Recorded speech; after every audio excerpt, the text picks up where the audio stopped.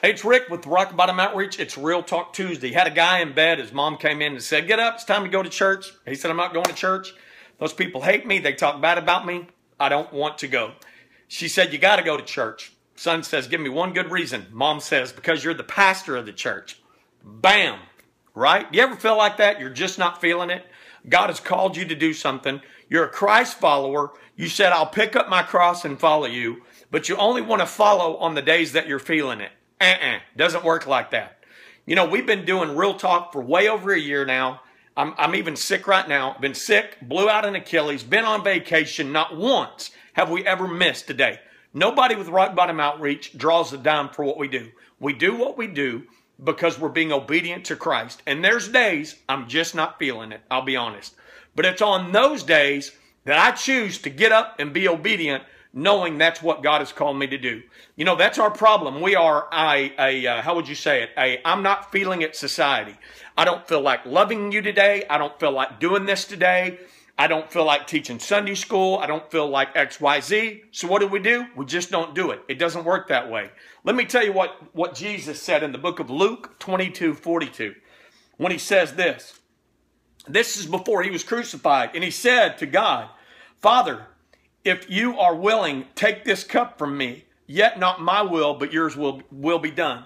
Jesus was saying, I ain't feeling it. I ain't feeling you letting me get crucified and put on that cross. But he said, "But Father, if it's your will, then I'll do it." That's why I do what I do. And you have to understand, there are times being obedient, writing a blog, teaching a class, helping a neighbor, loving your wife, loving your husband, whatever. You're just not feeling it. You have got to learn. Love is a choice. It is not a feeling. If you married someone because they're pretty, and let's say something happens and they're not as pretty as they once were, are you going to choose to not love them? No, because you're not feeling it. Love is not a feeling. Serving God is not a feeling. It is a biblical principle of being obedient to what God called you to do. It's called really being a grinder. You're a grinder for the Lord as a father, as a worker, on the days you don't feel like it. That's what a true grinder is. So I'm going to tell you right now, man, you got to stop going on your feeling and say, "I ain't feeling it today." Everyone needs a break. I understand that. But if you're waiting to feel it, guess what? Satan will make sure you ain't feeling it. The challenge is to be obedient to God when you're not feeling it. Now you're getting somewhere. Now you're growing. Days like this, I've been sick for 5 days, real talk. But you know what?